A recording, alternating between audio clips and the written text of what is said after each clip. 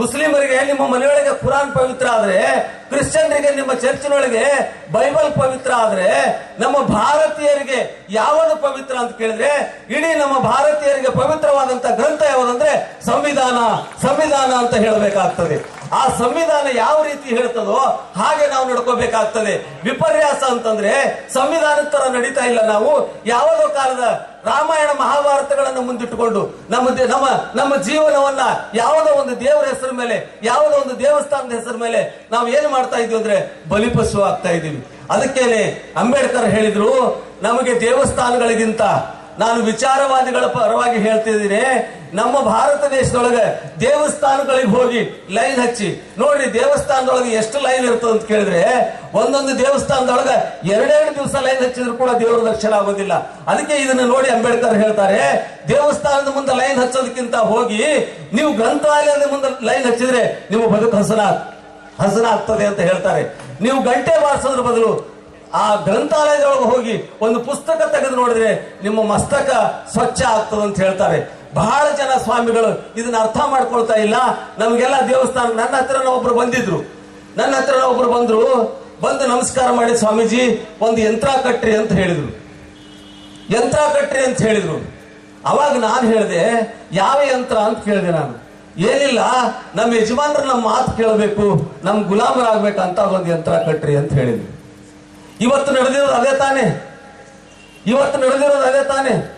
ನಮ್ಮನ್ನು ಆಳುವಂತಹ ಮುಖ್ಯಮಂತ್ರಿಗಳಾಗಲಿ, ನಮ್ಮನ್ನು ಆಳುವಂತಹ ಪ್ರಧಾನಮಂತ್ರಿಗಳಾಗಲಿ ದೇವಸ್ಥಾನ ರಕ್ಷಣೆ ಮಾಡಕ್ ಹೊಟ್ಟಿದ್ದಾರೆ, ಭವಿಷ್ಯವನ್ನು ರಕ್ಷಣೆ ಮಾಡಕ್ ಹೊಟ್ಟಿದ್ದಾರೆ, ಪಂಚಾಂಗವನ್ನು ರಕ್ಷಣೆ ಮಾಡಕ್ ಹೊಟ್ಟಿದ್ದಾರೆ. ನಮ್ಮ ದೇಶದ, ನಮ್ಮ ನಾಡಿನ ಪ್ರಜೆಗಳಿಗೆ ಮೂಢನಂಬಿಕೆ ಅತ್ತ ನಮ್ಮ ಮುಖ್ಯಮಂತ್ರಿನೇ ಪಂಚಾಂಗ ಕೇಳಿ ಎಲ್ಲಾ ಕೆಲಸ ಮಾಡ್ತಾರೆ ಅಂತ ಹೇಳಿ ಎಲ್ಲರೂ ಲೈನ್ ಹಚ್ಚಿ ಪಂಚಾಂಗ ಕೇಳುವಂತ ವ್ಯವಸ್ಥೆ ಇವತ್ತು ನಮ್ಮ ರಾಜ್ಯದೊಳಗೆ ನಿರ್ಮಾಣ ಆಗಿದೆ.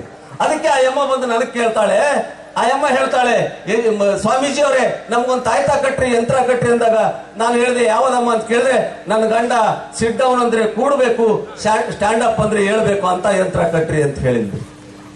ನಾನು ಆ ಯಮ್ಮಗೆ ಹೇಳಿದೆ, ಅಮ್ಮ ಆ ಯಂತ್ರ ಕಟ್ಟೋದು ನನಗೆ ಬರೋದಿಲ್ಲ ಅಂದೆ.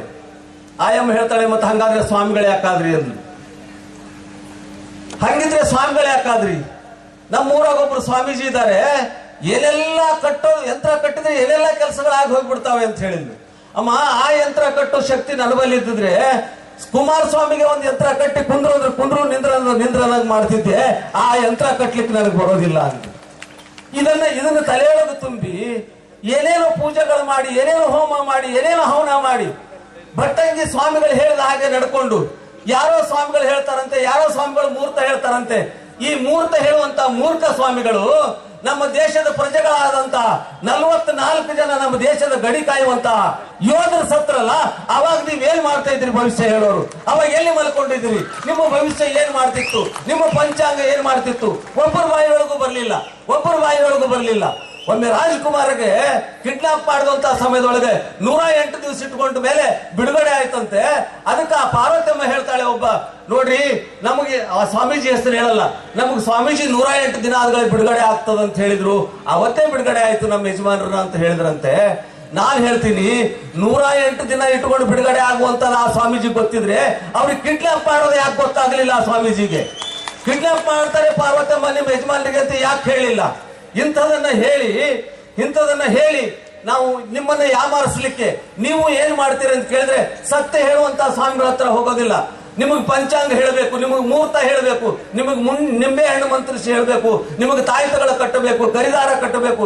ಇಂಥ ದೇವಸ್ಥಾನ ಸುತ್ರಿ, ಇಂಥ ದೇವಸ್ಥಾನಕ್ಕೆ ಹೋಗ್ರಿ.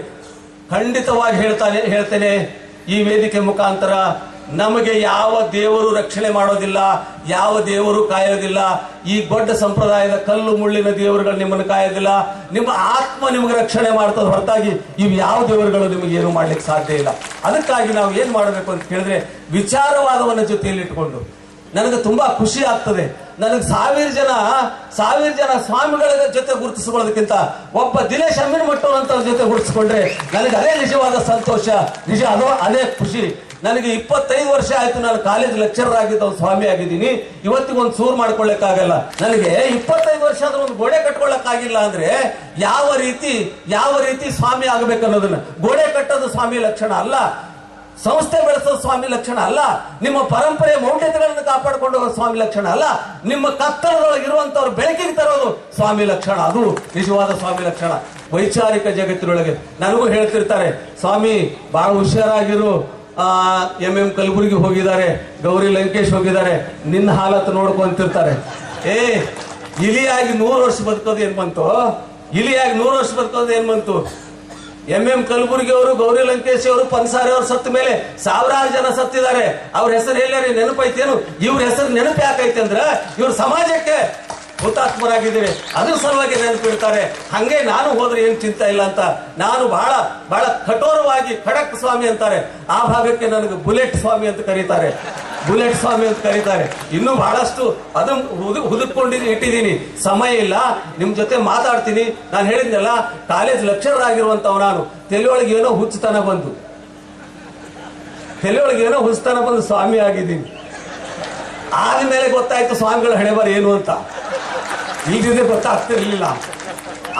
ಆ ಅನುಭವಗಳನ್ನು, ವೇದನೆಗಳನ್ನ ಸಹಿಸಿಕೊಂಡು ಯಾವಾಗ ನಾನು ಸಮಾಧಾನ ಪಟ್ಟುಕೊಂತೀನಿ ಅಂದ್ರೆ, ನಿಮ್ಮಂತವ್ರ ಜೊತೆ ಬೆರೆತಾಗ ನಾನು ನಿಜವಾಗ್ಲೂ ಸ್ವಾಮಿ ಅದಕ್ಕೆ ಸಾರ್ಥಕ ಆಯ್ತು ಅಂತ ಖುಷಿ ಪಡ್ತಾ